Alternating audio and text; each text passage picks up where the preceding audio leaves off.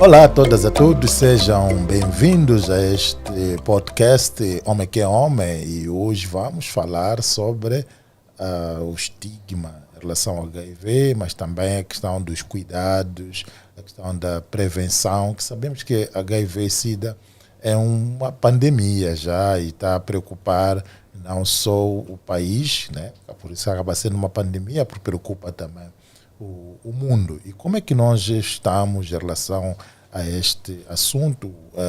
Algumas organizações existem no país e estão a desenvolver várias ações, e para lá hoje temos aqui uma organização que está a trabalhar bastante nesta área de HIV e SIDA. Meu nome é Gilberto Macuacua Arilal. E eu, Eugênio Brás.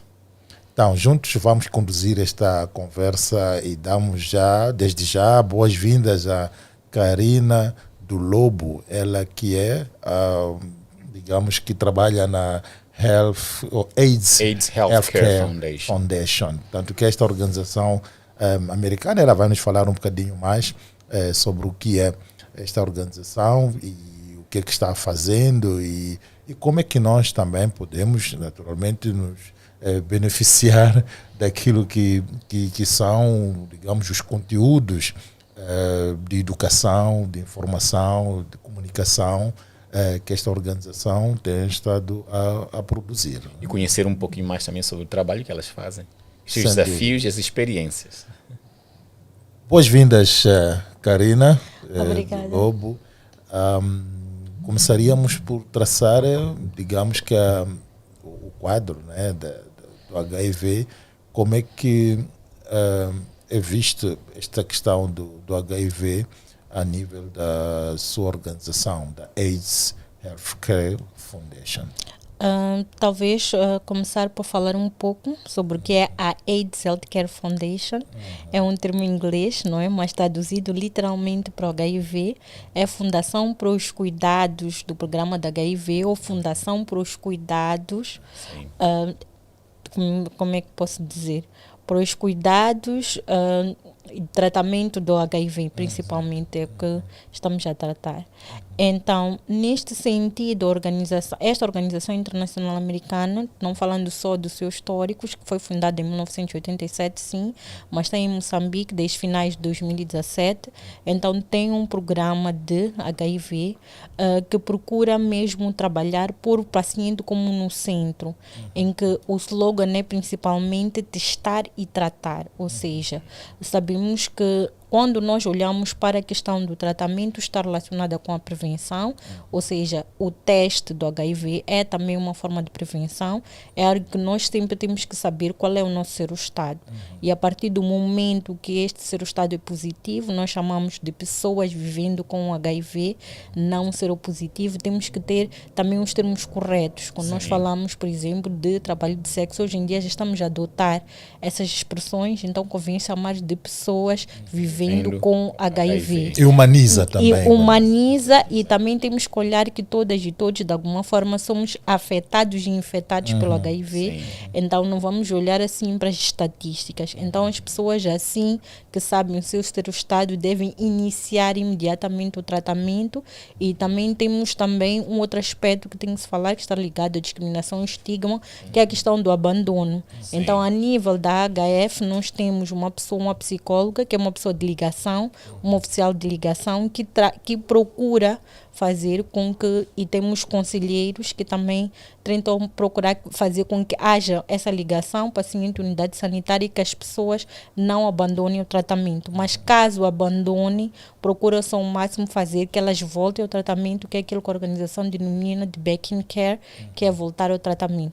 Então já falei de um modo geral, não só daquilo que é o histórico nós podemos encontrar na internet, mais concretamente do trabalho que a pessoa faz, que é através dessas pessoas que são contratadas, digamos, para fazer com que os pacientes, as pessoas que vivem com HIV, tenham uma esperança e possam viver muito mais. E só para acrescentar nesse histórico, no país vocês trabalham em que províncias?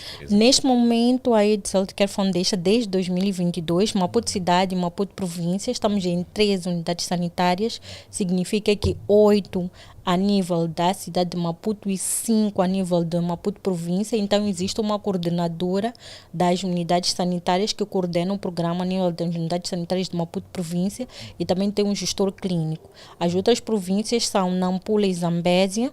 Nampula estamos em Moma, Larde, Mongiqual, se me enganar em alguma, Liupo, Moma, digamos, aquilo que chamamos a sede, e também Namige. Então são 4 distritos, e a nível da Zambésia, que é bastante extensa, mas estamos em apenas 3, que são Xinde, Mulevala e Namarrói. Então, aquilo que chamamos sede, onde temos um assessor clínico provincial, é a nível de Mulevala. Talvez explicar porque esses sítios, mas que me apaixona e que eu Mulevala reparei. é Nampula, né? Mulevala é Zambésia. Zambésia já. Sim, que me apaixona e faz-me ver que é muito bonito o trabalho que nós fazemos. Já vimos que estamos a nível de Xinde. Para quem conhece Xinde, aí eu acesso. Então, o colega que trabalha lá para mim é um herói. Eu estive no Xinde.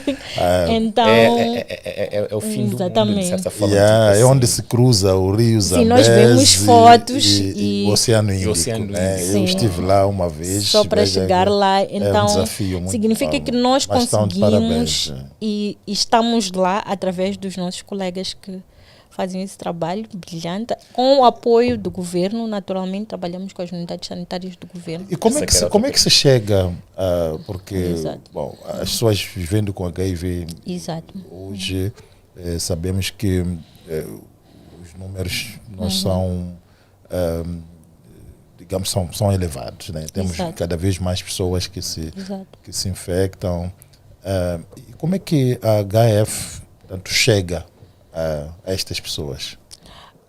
Bom, a AIDS Healthcare Foundation, a primeira forma que temos de chegar através dos pacientes é o trabalho que é feito através dos clínicos. Estava a falar da questão de estar a iniciar. Nós também temos algo muito interessante, que é a nossa clínica móvel, que é bastante disputada até, muitas vezes pelas organizações. Então temos uma espécie de um pequeno hospital. Então sempre que há eventos, as organizações que sabem que a HF tem essa clínica móvel fazem quando chegue. As pessoas fazem filas para testar. Uma espécie de roadshows, né? Sim, tudo que é roadshows, e a clínica móvel tem, digamos, um plano que mensalmente vai aquilo que nós chamamos aos locais, mesmo a nível da cidade e província de Maputo, mais recôndito, os bairros, para ali nós pomos o nosso branding e as pessoas vão lá e testam, e temos ali clínicos que fazem isso. Outra maneira de chegar, podemos dizer que é através das redes sociais, do trabalho de advocacia que é feito às pessoas, mas de principalmente sempre sensibilizar aquilo que a HF chama de datas comemorativas também.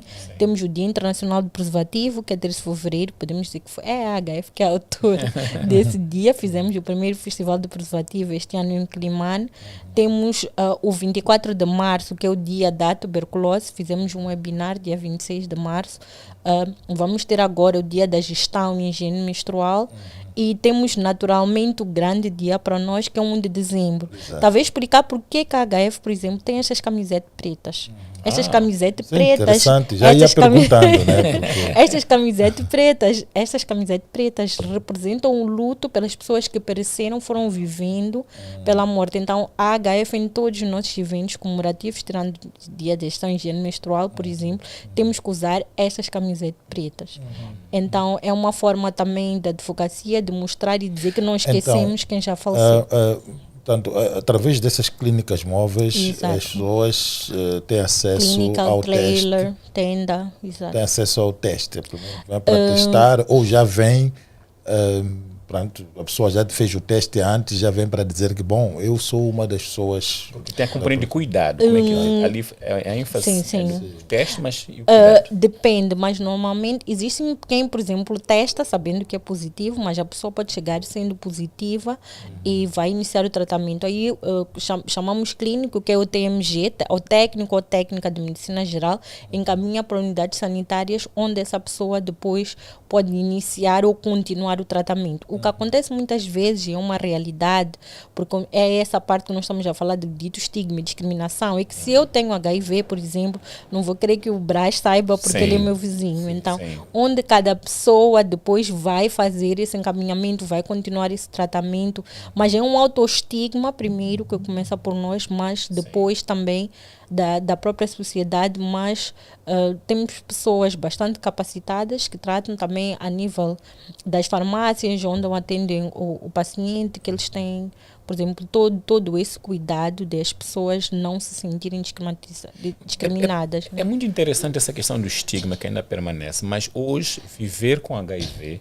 já não é a mesma coisa que viver com HIV há 30 anos atrás, 40 anos atrás. E em que sentido, por exemplo, neste caso do tratamento, por exemplo, desde o próprio teste e o tratamento, o que avanços podemos falar? Avanços são muitos, mas também posso falar um pouco de a nossa campanha, aquilo que vamos fazer ou estamos a fazer também, que são, por exemplo, no ano passado trabalhamos com autocarros, que tínhamos uma frase que dizia fique contra o ódio e nocaute HIV, nocaute mesmo. Sim. Então, em termos de tratamento, o que avançou e está a avançar é que, por exemplo, agora temos o PrEP, que é digamos, o pré-tratamento, que a pessoa sabe que se expõe, por exemplo, a um comportamento de risco, pode tomar esses medicamentos.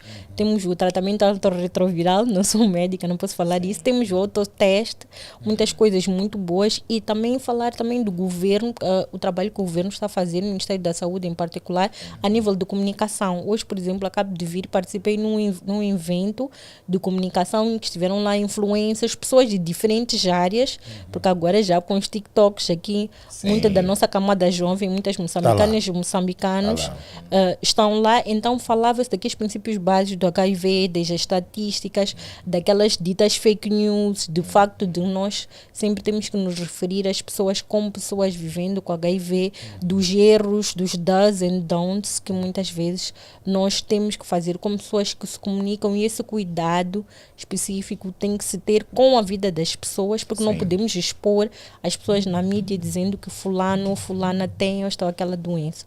Então, é mais isso.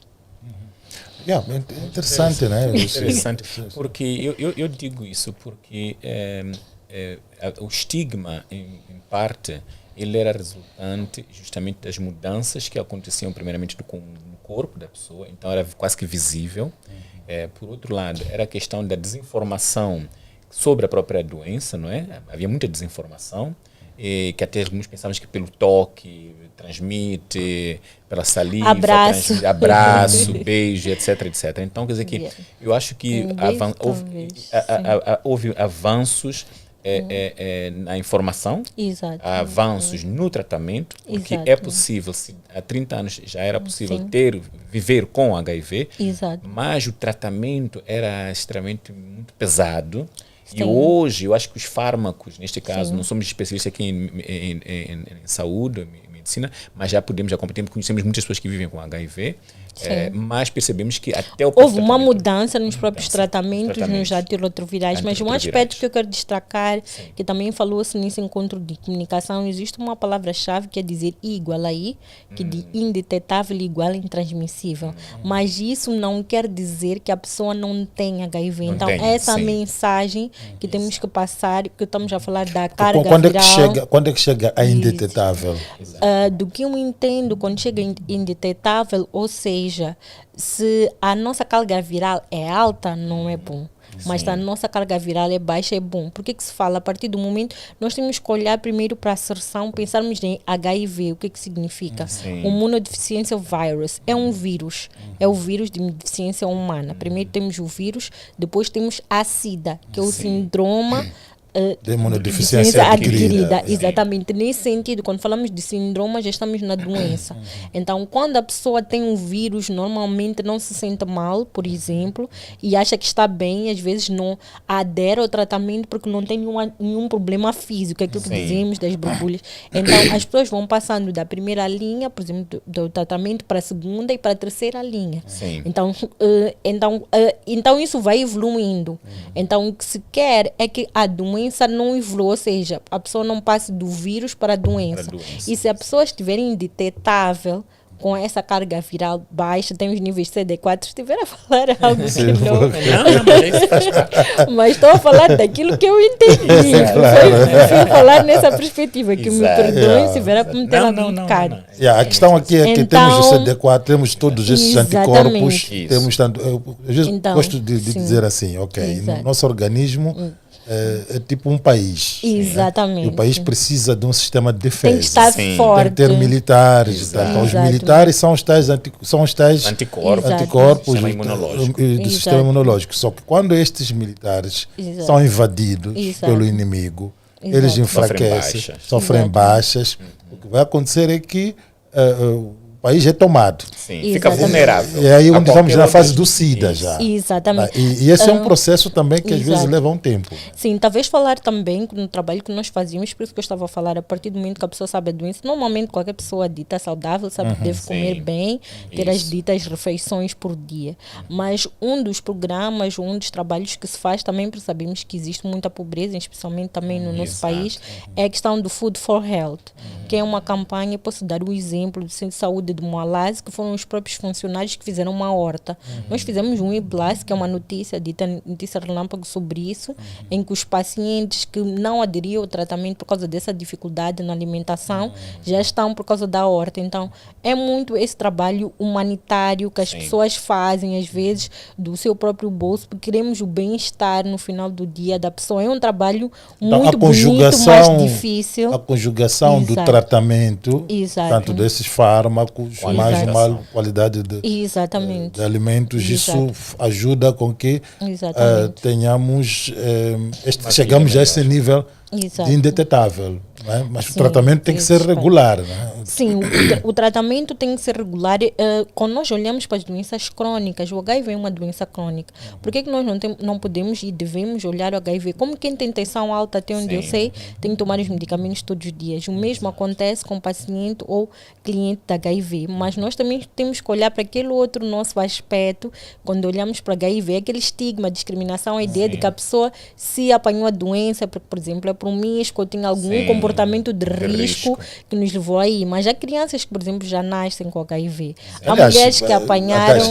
não se transmite simplesmente Exato. Sim. pela via sexual, Via né? sexual. Há outras Exatamente. formas. Outras formas, né, de exatamente. Exatamente. transmissão. Então, nós temos que olhar para esta doença crônica neste sentido. Temos pessoas que são diabéticas, ninguém, entre aspas, discrimina. Mas se eu digo abertamente que tenho HIV, meu Deus. Sim. Mas é isso que nós estamos a procurar acabar. Primeiro, e já existem muitas pessoas que revelam o seu estado, que abertamente dizem que têm HIV, e as que têm não querem revelar, também não é problema. A nível também laborais já existem O mais vagas. importante de tudo isto é Exato. buscar ajuda, né? Que é buscar o Exatamente. tratamento. Né? Iniciar o tratamento. É interessante saber que, afinal de contas, o estado, né, serológico não impede a pessoa ter uma vida normal, de desempenhar não as suas impede. funções. A partir do momento que a pessoa está, vamos dizer, não só porque está em igualdade, é que a partir do momento que, por exemplo, a pessoa aceita que tem a doença Sim. e que pode viver. Eu estava a dar exemplo de diabetes, de tensão alta, as Isso. pessoas que Eu, têm- por exemplo, sofro de pressão alta, tenho Exato. tensão alta e tenho Exato. que fazer medicação Exatamente. todos os dias. Exatamente. Né? Então, Aliás, mesmo que se sinta bem. Né? Exato. É momentos Mesmo que eu que me se sinta sinto bem. bem. Então, quando nós olhamos para a HIV, é aquela ideia de que vou morrer e não é bem assim. Yeah. As pessoas vivem com a doença anos e anos, mas tem que realmente Tomar todos os cuidados. se cuidar, e daí que olhamos para essa prevenção e os cuidados e tratamentos que são dados.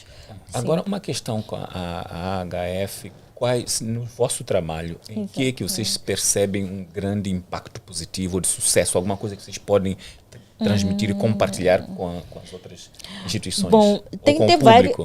temos várias histórias de sucesso, porque talvez não falei de todos os trabalhos que nós temos, Sim. mas nós temos uma iniciativa chamada Girls Act, que é Raparigas em Ação, então que nós trabalhamos com raparigas vulneráveis, digamos, para caso sejam positivas, por exemplo, aderir a tratamento, existem unidades sanitárias, como a de COB, por exemplo, que tratamos com adesão. O exemplo positivo que quero dar é, por exemplo, de uma rapariga que foi apoiada para, por exemplo, não desistir da escola, que se paga a escola, não dizendo que o trabalho é só esse. Nosso trabalho é da advocacia. Nós queremos trabalhar com que as raparigas sejam líderes, apareçam no parlamento, por exemplo, a falar sobre a taxa de injeção de pensos, por exemplo. Então nós trabalhamos, nós capacitamos a elas, mas também sabemos que, e no passado o programa, desde que está aqui, sempre apoiou, por exemplo, em cursos, cortes de costura, estas questões, mas agora estamos a mudar a abordagem para ela também ser a própria advogada, para ele ir lá à frente e falar.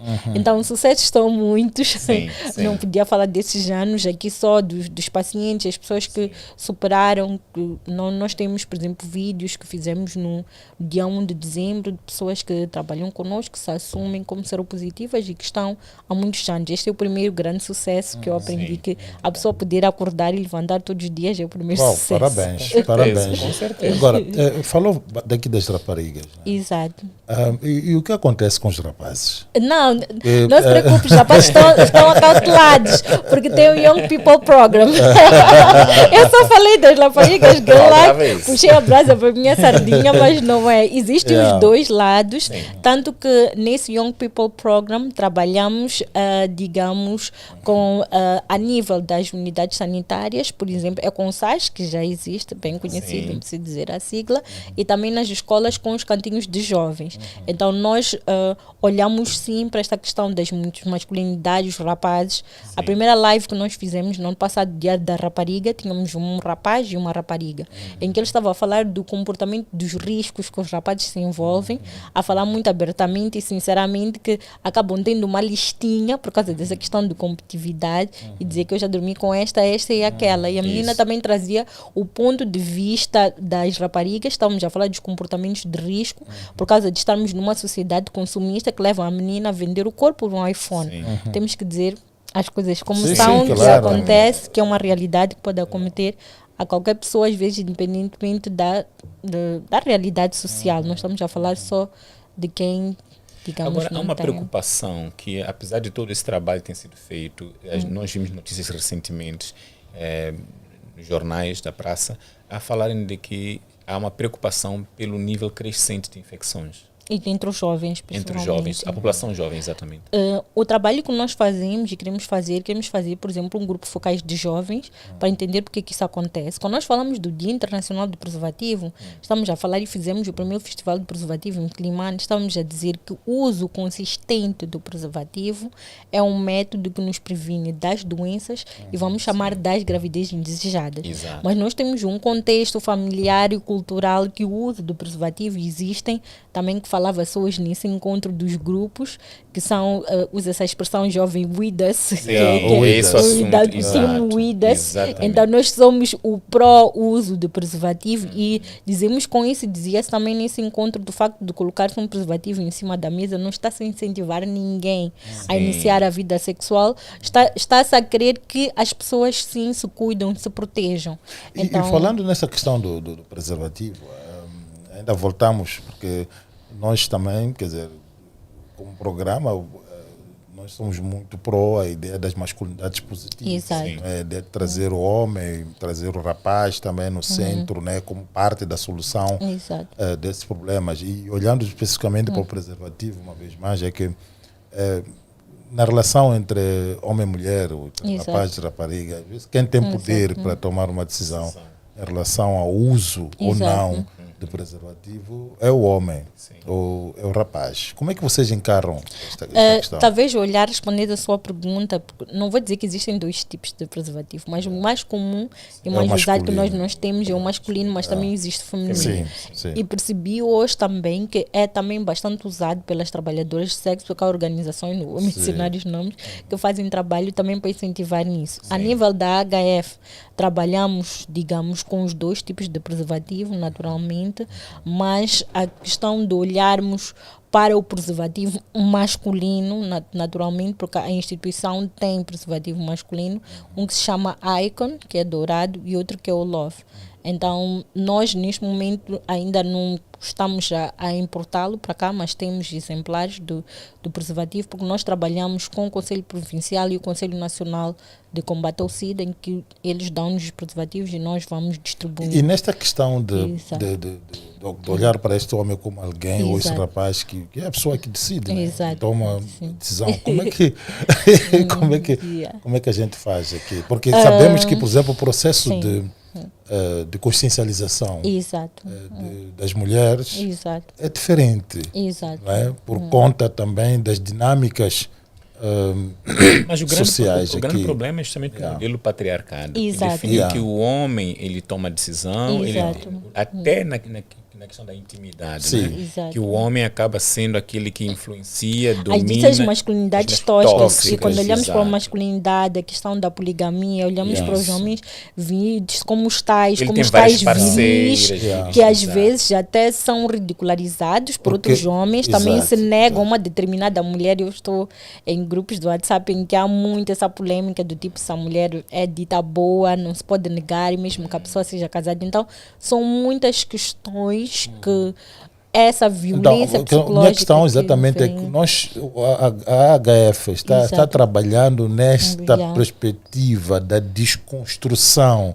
destas masculinidades tóxicas, porque isso depois tem uma relação bastante íntima com o sucesso, né? Nós com certeza procuramos trabalhar nisso a partir do momento que trabalhamos com esse Young People Program, que é o grupo de jovens, que trabalhamos com a rapariga, e tanto com a rapariga como com o rapaz, porque quando nós falamos da questão do tratamento, costuma-se dizer que a doença HIV não escolhe se é menina, se é rapaz. Então, nessa perspectiva, trabalhamos com os dois, porque já há o rapaz que às vezes já ou nasce com a doença ou adquire.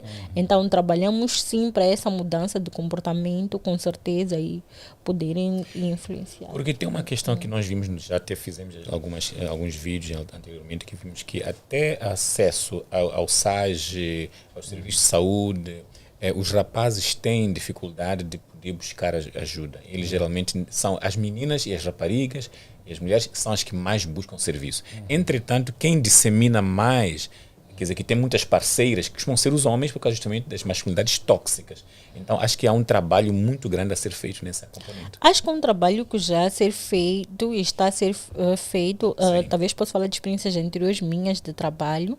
Não vim mencionar um projeto, mas eu vi um projeto que incentivava os homens, por exemplo, nos unidades sanitárias. Sim. E agora também há, digamos, vê-se mais homens, por exemplo, a irem com as crianças para o peso, porque também podem ter prioridade na fila. Trabalhei também em outros locais em que se fez vídeos e trabalhou com isso para mudarmos um pouco essas masculinidades. Mas essa questão da nossa sociedade machista e patriarcal, da própria consciência de que o homem tem, de que ele é viril, é macho, e ele está sempre bem de saúde. Então, por ser homem, não sente frio. Nós temos que olhar para todas essas questões. O homem não estoura, é muito profundo.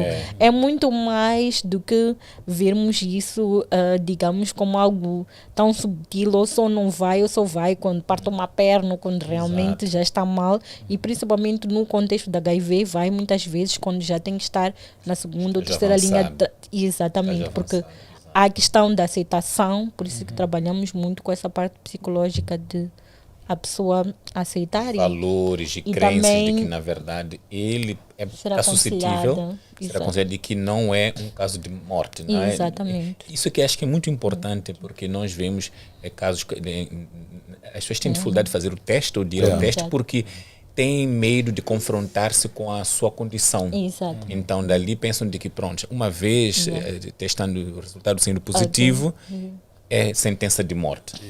Exato. Tanto para os homens quanto para as mulheres, mas aí, como fiz sociologia e aprendemos, digamos, que os homens normalmente têm mais tendência ao suicídio, que em relação às mulheres são vários fatores que legam a isso, não dizendo que as mulheres também possam não se suicidar, mas agora há muito um trabalho que é feito com os dois sexos, no sentido de estamos também a desconstruir, procurar desconstruir para que o homem não esteja só, vamos assim dizer, em cima. Né? Ótimo. Bom, Karina, estamos aqui a terminar o nosso programa, mas geralmente tem uma mensagem forte que gostaria de deixar neste nosso quadro. Vamos lá combinar. Okay. Então, o que é que combinamos? Vamos lá combinar que todas e todos devemos testar e vamos sempre aderir ao tratamento se o nosso estado for positivo. Vamos lá combinar. Né? Vamos testar e aderir ao tratamento. Exatamente. Portanto, é o que a sociedade precisa, não é? Porque, como podemos ouvir, este é um problema que a gente vive na sociedade e não temos como, digamos, fugir desta situação. Contudo, há formas de prevenção, então vamos continuar a fazer a nossa prevenção. No caso em que já estejamos a viver de forma positiva com o HIV, naturalmente temos que procurar o tratamento. Não é? Mas para a gente chegar aí, temos que testar, tal como foi aqui dito. Muito obrigado, Karina, pela oportunidade. Pela explicação sobre este assunto. Eugênia, chegamos ao fim. Não, é uma pena, esperamos que ter a Karina novamente aqui para poder falar de outros da casos. Da próxima tem que trazer a minha diretora.